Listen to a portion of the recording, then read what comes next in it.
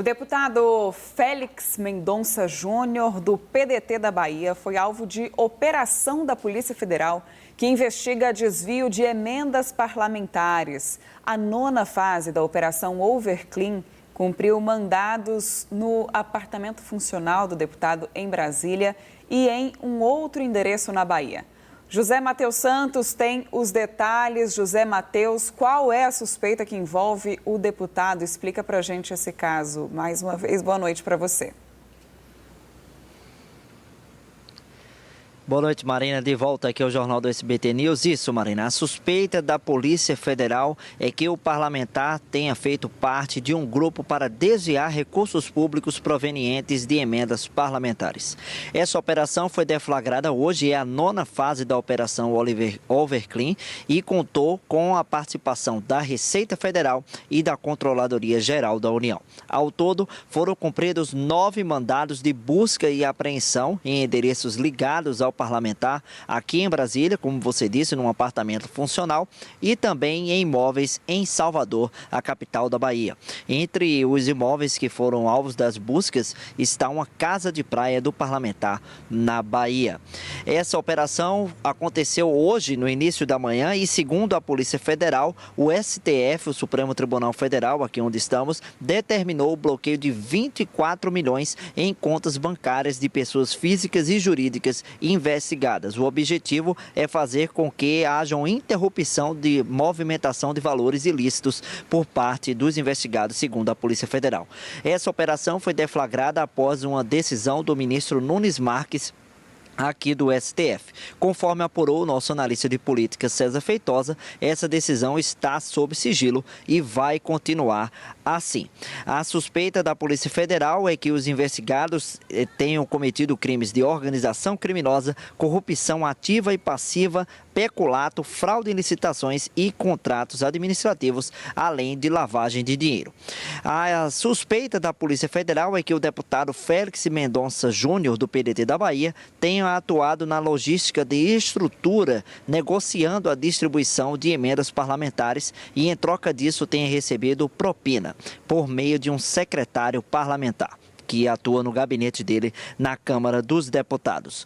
O deputado Félix Mendonça Júnior divulgou uma nota sobre a operação que aconteceu hoje. Ele negou envolvimentos em irregularidades e criticou o que chamou de morosidade da investigação. Segundo ele, abre aspas, a morosidade de investigações dessa natureza compromete reputações e causa prejuízos políticos, especialmente em ano eleitoral. O parlamentar também disse que jamais negociou a execução de emendas parlamentares, nunca indicou empresas e não exerce qualquer função de ordenador de despesas.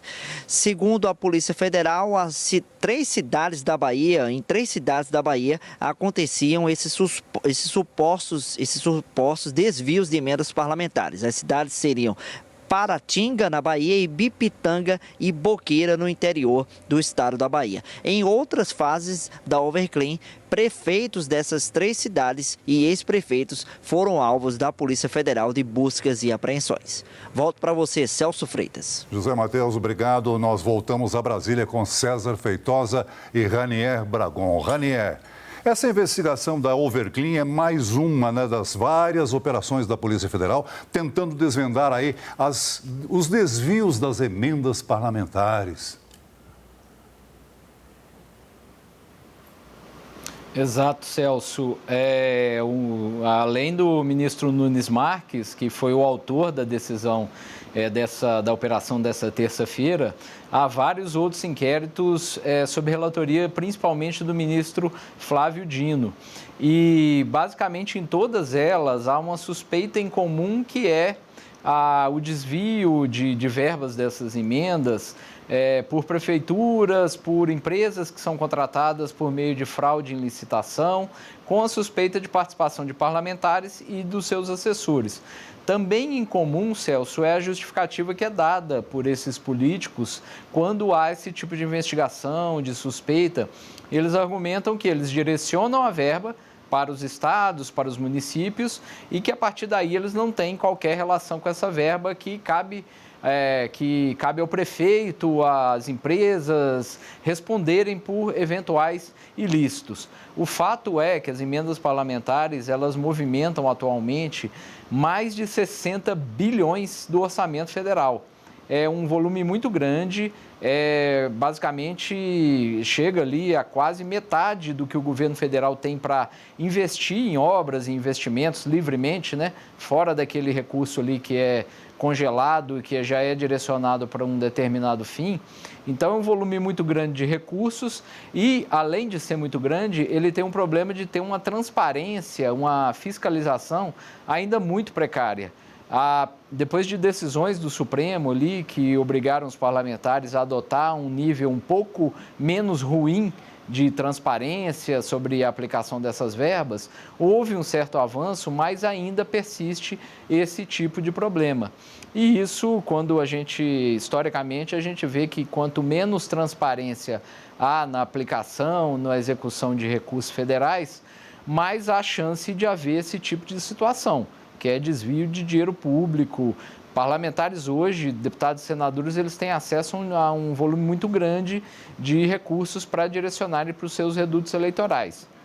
E isso, infelizmente, tem resultado em graves suspeitas aí de desvios. Há vários e vários inquéritos sendo tocados pelo Supremo Tribunal Federal, que neste ano, nesse primeiro trimestre de 2026, inclusive vai iniciar o julgamento ali dos primeiros deputados que estão acusados de participar desses esquemas aí de desvio dessas verbas bilionárias.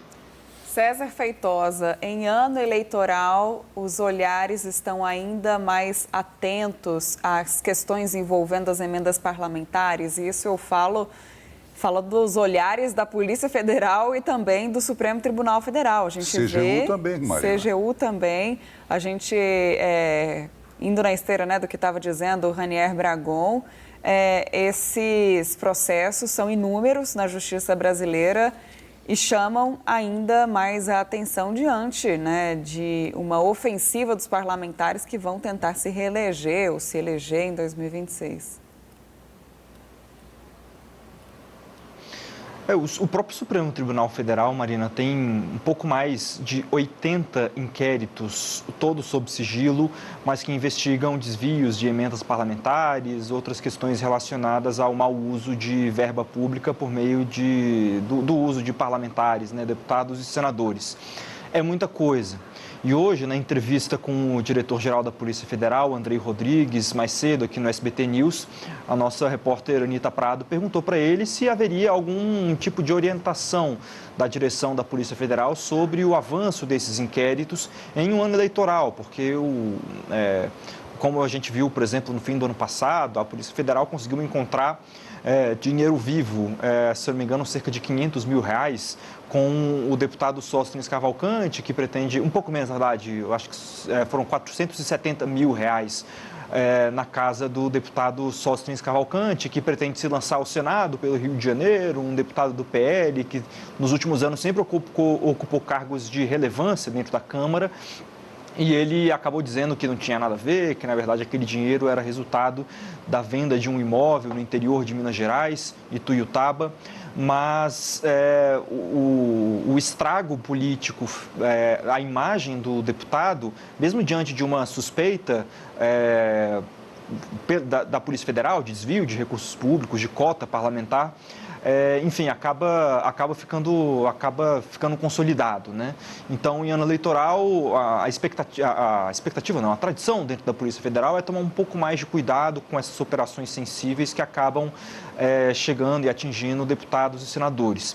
Mas a resposta hoje do diretor-geral, Andrei Rodrigues, aqui para a gente no SBT News, foi de que não vai haver nenhuma manifestação no sentido contrário, de segurar investigações, de segurar diligências que devem ser realizadas pela Polícia Federal nesses mais de 80 inquéritos relacionados a parlamentares. Mas que, pelo contrário, é preciso continuar fortalecendo esse tipo de inquérito e também aqueles inquéritos que vão investigar os crimes eleitorais. Então, são indicativos, pelo menos do diretor-geral da Polícia Federal, de que, apesar de ser ano eleitoral, a Polícia Federal não vai arredar o pé pelo contrário, vai avançar ainda mais essas investigações sobre desvios de emendas parlamentares. Agora vai ser interessante ver durante o ano como que essas pessoas que têm sido alvos dessas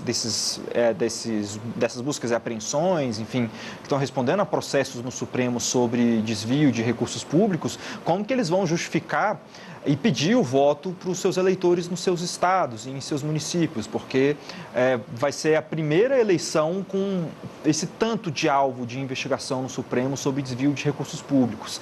Muitos deles acusam a PF de fazer perseguição política por serem adversários do presidente Lula, por serem de partidos de oposição, mas há também muitos parlamentares, inclusive investigados nos escândalos do INSS, que são da base do presidente Lula.